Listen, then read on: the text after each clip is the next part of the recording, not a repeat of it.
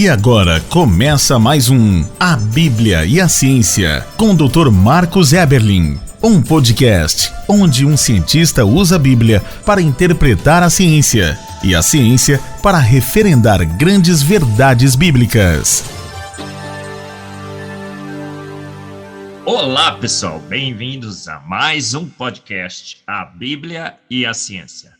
Eu sou Marcos Eberlin, sou professor, pesquisador, escritor, cientista, químico, trabalho com espectrometria de massas, caracterizo moléculas, mas, sobretudo, sou um cientista cristão, um cientista que entende pela palavra de Deus que os mundos foram criados por um ser todo-poderoso, que entende pela ciência que a ciência confirma a palavra de Deus, que encontramos na Bíblia grandes verdades científicas que são confirmadas pela ciência. A Bíblia não é um livro de ciências, ela não pretende ensinar ciências, ciências com S, várias áreas da ciência, mas ela ensina. Ela tem grandes verdades científicas, ela contém grandes verdades científicas que têm sido confirmadas ao longo do exercício da ciência de homens.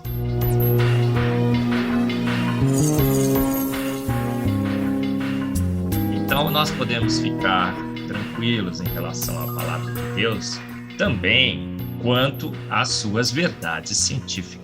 Temos verdades científicas sobre as nossas origens, Deus revelando como fez, por que fez, quanto tempo ele demorou para fazer.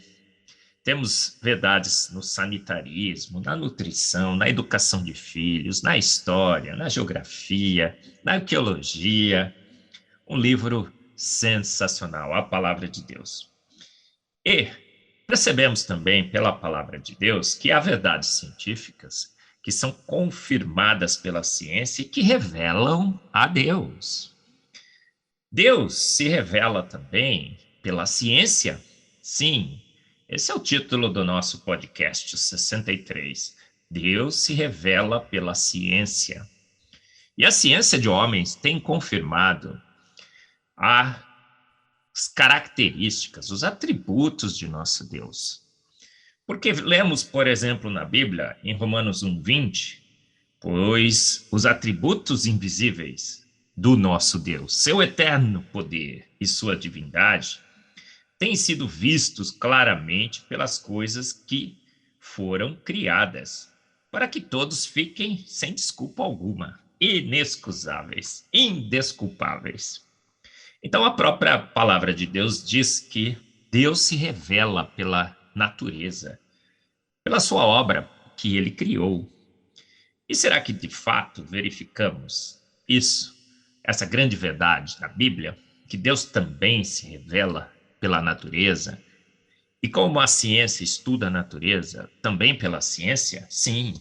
Às vezes eu vou em algumas igrejas e as pessoas falam assim: nossa, professor Marcos, tudo que você falou foi ótimo, mas eu não preciso dessas evidências, eu creio porque creio.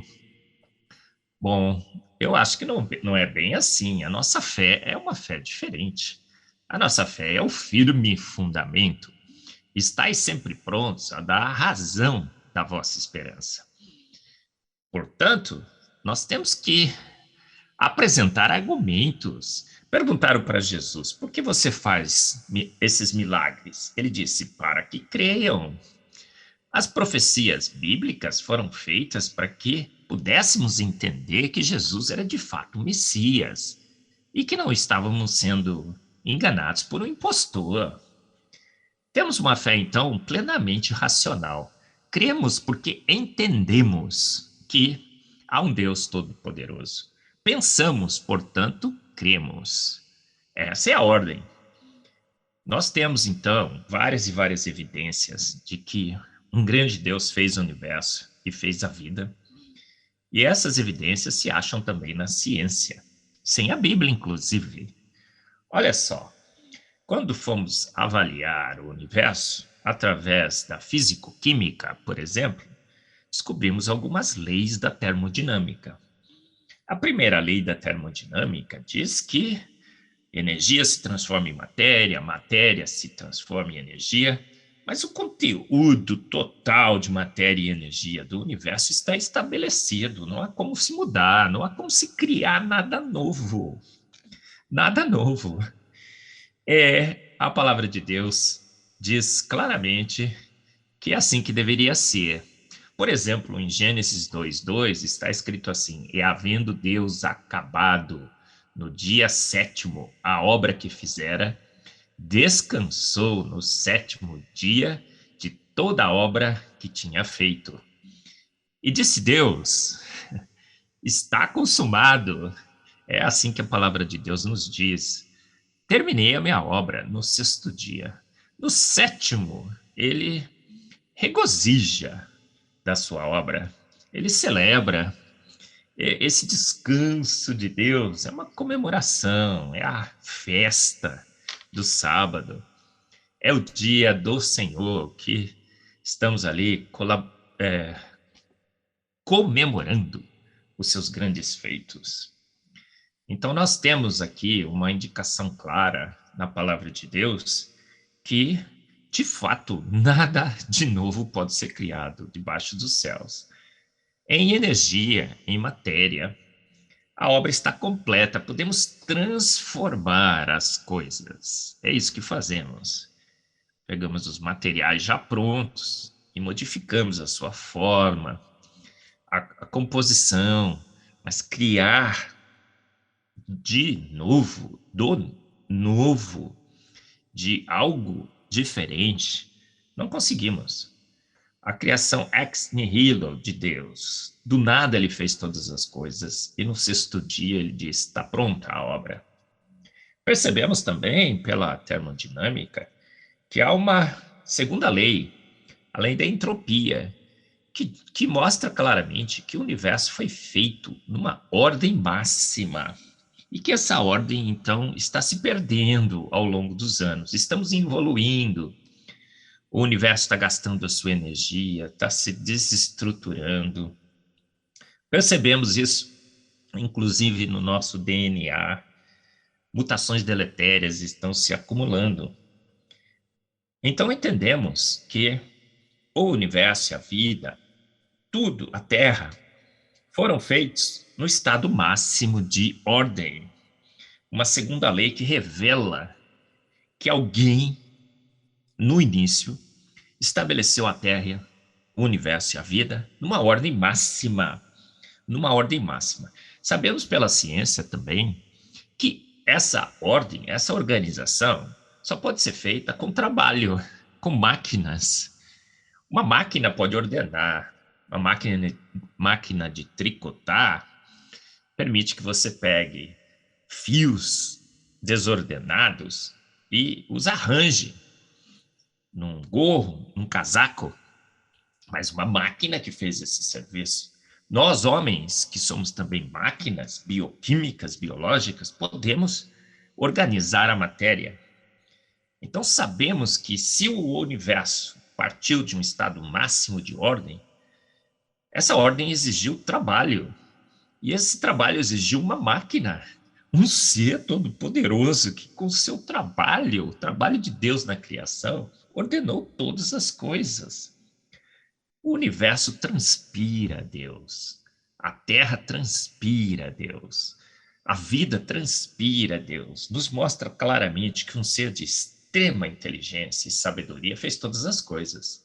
Em Provérbios 3,19, lemos claramente: o Senhor, com sabedoria, fundou a terra. Com inteligência, estabeleceu os céus. Outra grande verdade bíblica que vemos claramente pela ciência. Percebemos que tudo foi feito com uma sabedoria imensa, uma inteligência absurda. Vemos os céus todos estruturados, as galáxias, a Terra com mais de 1.200 condições únicas que só o planeta Terra tem. A vida magnífica, exuberante, seres extremamente bem feitos, com inteligência e sabedoria máxima. Percebemos, então, pela criação, pelo exercício da ciência, quando olhamos nos nossos microscópios e telescópios, uma sabedoria máxima, uma inteligência máxima. Deus se revela pela ciência. O universo trino, tudo é trino. Temos 3 partículas fundamentais, prótons, elétrons e nêutrons, formados de 3 quarks. Até os elétrons têm 3 constituintes, 3 dimensões, 3 estados físicos da matéria. Deus se revela pela ciência. Uma grande verdade científica da palavra de Deus, que pelo exercício da ciência encontraríamos os seus atributos invisíveis. Você ouviu mais um A Bíblia e a Ciência, com o Dr. Marcos Eberlin, um podcast onde a Bíblia e a ciência bem interpretados concordam plenamente. Conheça mais acessando agora o Instagram do Dr. Marcos Eberlin, instagram.com/Marcos Eberlin, e a Coval Press, www.covalpress.com. Se você deseja ouvir os demais episódios, acesse agora a nossa plataforma www.rede316.com.br e conheça mais.